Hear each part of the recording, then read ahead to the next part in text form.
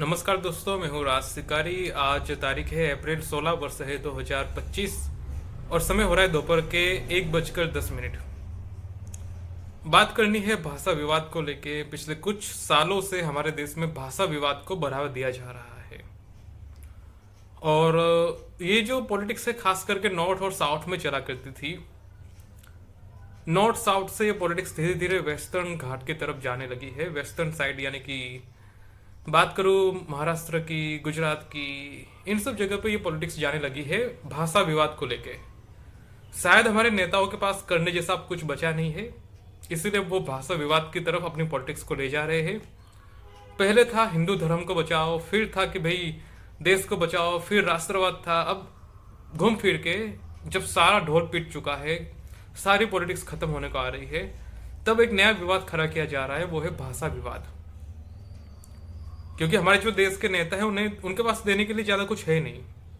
ना वो विकास कर पाएंगे, ना वो नौकरी दे पाएंगे, ना ही वो धंधा खोल पाएंगे, कुछ नहीं कर पाएंगे। इसलिए आखिर में इनके पास एक मुद्दा बचता है कि कैसे लोगों को भाषा विवाद के नाम पे लड़ाया जाए। और नेता करे वो समझ आता है मुझे, मगर आम लोग भी इस चीज़ को लेके इसी मानसिकता से ग्रसित हो जाए, मैं इस चीज़ को गलत समझता हूँ। ये जो विवाद है कुछ नेता शुरू जरूर करते हैं, मगर इसमें समझना पड़ेगा कि केवल पॉलिटिक्स है, केवल और केवल पॉलिटिक्स है। उदाहरण के रूप से अगर मैं बात करूं, नॉर्थ इंडिया में जो बीजेपी शासित राज्य है वहां पे इस चीज को लेके भाषा विवाद किया जाता है। उदाहरण के रूप से मैं बताऊं, वहां पे हिंदी और उर्दू को लेके पॉलिटिक्स चलती है ना। अगर मैं नॉर्थ इंडिया की बात करूं, वहां पे हिंदी और उर्दू को लेकर पॉलिटिक्स चलती है। अब यहाँ पे एक चीज समझने की, अगर आपको हिंदी की या संस्कृत की अगर इतना ही आपको प्यार है तो आप हिंदी के लिए, संस्कृत के लिए कोई यूनिवर्सिटी खोल सकते थे, कुछ रोजगार दे सकते थे, कुछ रिसर्च वगैरह कर सकते थे। वो सब आपने किया नहीं। बट मगर ये सब करने के बजाय आपने जो किया वो ये केवल पॉलिटिक्स की शुरू, केवल और केवल पॉलिटिक्स की शुरू। मगर इससे हिंदी का या संस्कृत का कोई फायदा नहीं पहुंचा। मगर यहां पे समझना पड़ेगा कि ये जो नेता है जो नॉर्थ इंडिया में हिंदी भाषा को लेकर पॉलिटिक्स करते हैं, वो कैसे राज्य बदलते ही अपनी पॉलिटिक्स बदल देते हैं। उदाहरण के रूप से मैं बात करूं गुजरात की। गुजरात में वहां की जो भाजपा सरकार है, उन्होंने कुछ कानून पारित किए कि जो स्कूल वगैरह है वहां पे गुजराती भाषा को मैंडेटरी बना दिया गया। हालांकि वो तो पहले से ही मैंडेटरी था एक तरीके से, मगर फिर भी उन्होंने बहुत सारे कुछ बदलाव किए, ये वो फलाना ठिकाना बहुत कुछ किया। इसका परिणाम ये हुआ कि जो माता पिता थे, बच्चों के माता पिता थे, उन्होंने अपने बच्चों को गुजराती मीडियम स्कूलों में से निकाल के अंग्रेजी मीडियम स्कूलों में भेज दिया। इससे फायदा कम, नुकसान ज्यादा हो गया गुजराती भाषा का। क्योंकि जो माता पिता है उन्हें पता है कि ये भाषा की पॉलिटिक्स से किसी का कोई भला नहीं होने वाला, उनके बच्चे को रोजगार भी नहीं मिलेगा। इसीलिए वो अपने बच्चे को अंग्रेजी मीडियम स्कूल में पढ़ाते हैं, जिससे कि वो बड़ा होते होते अंग्रेजी सीख सके। अगर भारत में नौकरी ना मिले, जैसा कि बहुतों के साथ होता है, तो उसे विदेश भेजा जा सके। मगर यहाँ पे नुकसान उन बच्चों का होता है जो अंग्रेजी मीडियम स्कूलों में नहीं पढ़ पाते। अगर हमारे नेता उनके ऊपर भाषाएं थोपेंगे कि भाई हिंदी पढ़ो, गुजराती पढ़ो, ये पढ़ो, फलाना पढ़ो, संस्कृत पढ़ो, तो जो काम की भाषा है वो कैसे सीखेगा वो। उदाहरण के रूप से दुनिया के बहुत सारे देशों में, आधे से ज्यादा देशों में अंग्रेजी चलती है। तुम जापान चले जाओ, पापुआ न्यू गिनी चले जाओ, साउथ कोरिया चले जाओ, ऑस्ट्रेलिया, न्यूजीलैंड चले जाओ, कहीं पे भी चले जाओ, अंग्रेजी चलती है। यहां तक कि रसिया में भी कुछ हद तक अंग्रेजी चलती है। मगर अगर गरीब घर का बच्चा, मिडिल क्लास बच्चा, एक सामान्य परिवार का बच्चा अगर सरकारी स्कूलों में ये सब सीख के आएगा तो वो कहां अपना करियर बना पाएगा। भारत में तो रोजगार है नहीं, भारत में नौकरियां है नहीं। अगर तुम स्टेटिस्टिक उठा के देखो, सबसे ज्यादा बेरोजगार ग्रेजुएट लड़के लड़कियां है। 10वीं पास, 12वीं पास वो कम बेरोजगार है, मगर ग्रेजुएट वाले सबसे ज्यादा बेरोजगार है। क्यों? क्योंकि उन्हें उनके हिसाब से नौकरी मिल नहीं रही। जो मिल रही है वहां पे 15,000 दिए जाते हैं। अब 15,000 में तुम मुझे बताओ, कौन लड़का लड़की 15-20 साल पढ़ाई करके 15,000 में नौकरी करेगा? तुम मुझे बताओ। इसका परिणाम ये हो रहा है कि लोग अपनी जीवन में स्टेबल नहीं हो पा रही है। कोई घर नहीं खरीद पा रहा, कोई शादी नहीं कर पा रहे, कोई बच्चे नहीं कर पा रहे, ओवरऑल पूरा समाज बर्बाद हो रहा है इस चक्कर में। हमें समझना पड़ेगा, जो हमारे नेता है वो चाहते हैं कि आप ठीक से पढ़े नहीं, आप बेरोजगार रहे, आप अपना घर परिवार ना बसाए, आप अकेले रह जाए, आवारागर्दी करे। ये नेता चाहते हैं। अगर आपका परिवार होगा तो क्या होगा? आप परिवार का ध्यान रखेंगे ना, नेतागिरी थोड़ी करेंगे, आप पॉलिटिक्स थोड़ी करेंगे। मगर पूरी की पूरी सिस्टम खत्म की जा रही है। पहले शिक्षा खत्म की जा रही है, फिर नौकरी खत्म की जा रही है, फिर प्रॉपर्टी खत्म की जा रही है। प्रॉपर्टी में सबसे ज्यादा काला धन होता है।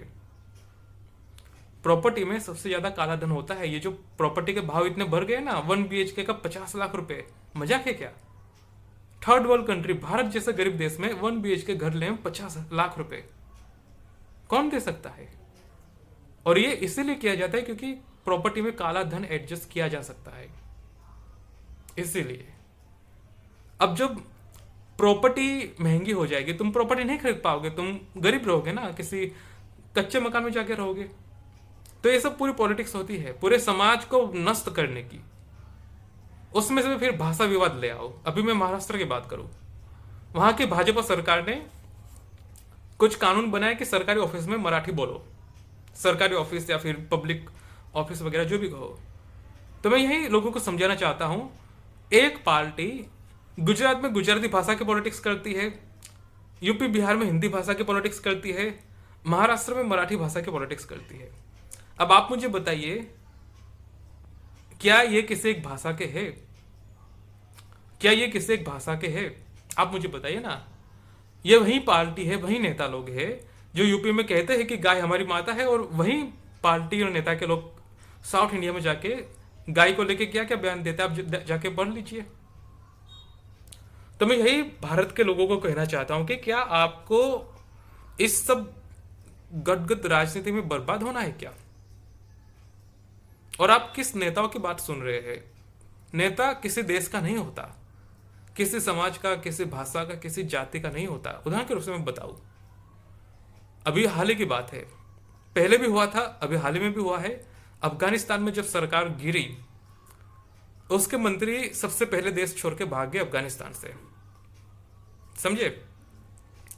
यमन की बात करूं, यमन के अंदर गृह युद्ध शुरू हुआ, यमन की सरकार भाग के चलेगी सऊदी अरेबिया।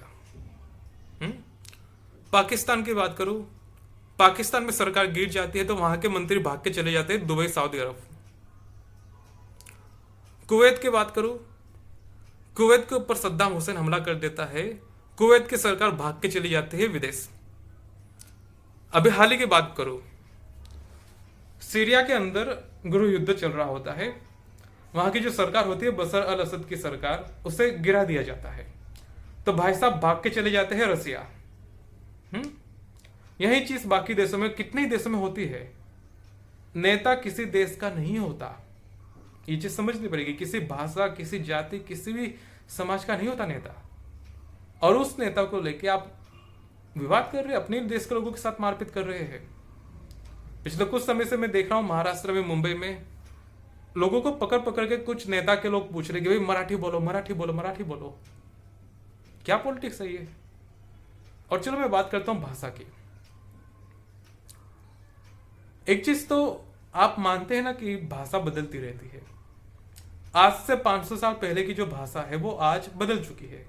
कहने के लिए हिंदी है, मगर 500 साल पहले की हिंदी अलग थी, आज की हिंदी अलग है। अगर मुगल कालीन की बात करूं तो उस समय पर्शियन बोली जाती थी, फारसी। अंग्रेजों की बात करूं तो उस समय बोली जाती थी अंग्रेजी, बहुत सारी जगह पे। जो फ्रेंच एम्पायर था, पौंडीचेरी वगैरह, वहां पे फ्रेंच बोली जाती है। गोवा की बात करो, वहां पे पोर्टुगीज वगैरह बोली जाती है कुछ हद तक। तो ये आपको समझना पड़ेगा कि भाषाएं बदलती रहती है। मैं ओडिशा की बात करूं, ओडिशा के लोग ना बहुत सारे अंग्रेजी शब्द का उपयोग करते हैं, उन्हें खुद भी नहीं पता कि वो अंग्रेजी बोल रहे हैं, मगर बहुत सारे लोग अंग्रेजी भाषा का उपयोग करते हैं वहां पे, अंग्रेजी शब्दों का। कहने का मतलब भाषाएं बदलती रहती है। और बहुत सारे जो समाजशास्त्री थे, मैं नाम भूल गया एक तरीके से, मगर उन्होंने बहुत कुछ कहा था। कार्ल मार्क्स या फिर जितने भी लोगों की बात करो, मैक्स मुलर वगैरह, उन्होंने कहा था कि बहुत सारी भाषाएं इंटरलिंक्ड है, बहुत सारी भाषाएं। अब इसमें आप किसी को अलग अलग नहीं कर सकते। भारत की भाषा, यूरोप की भाषा, अफ्रीका की भाषा, उसमें बहुत सारी समानताएं मिलेगी आपको। मगर कहने का मतलब यह है कि समय के साथ भाषा बदलती है और ये हमें समझना पड़ेगा।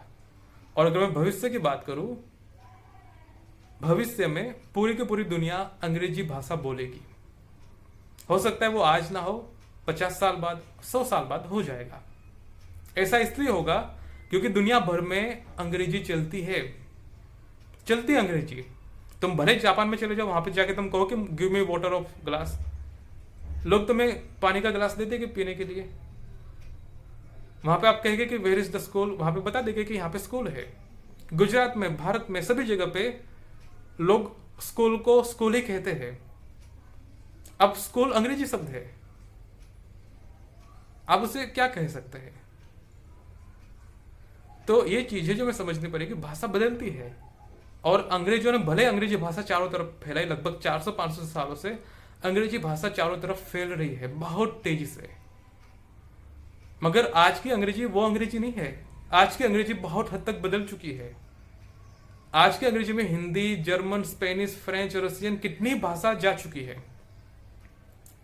तो हम जिस अंग्रेजी को बना रहे हैं वो एक ऐसी भाषा है जो कि पूरी दुनिया भर में चलेगी और पूरी दुनिया में यही भाषा चलेगी। ये आपको समझना पड़ेगा। आप स्वीकार करें ना करें वो मैं आप पे छोड़ता हूं, मगर सच्चाई हकीकत यही है कि पूरी दुनिया आगे चल के अंग्रेजी बोलेगी। आप चाहे ना चाहे वो आपकी इच्छा की बात है।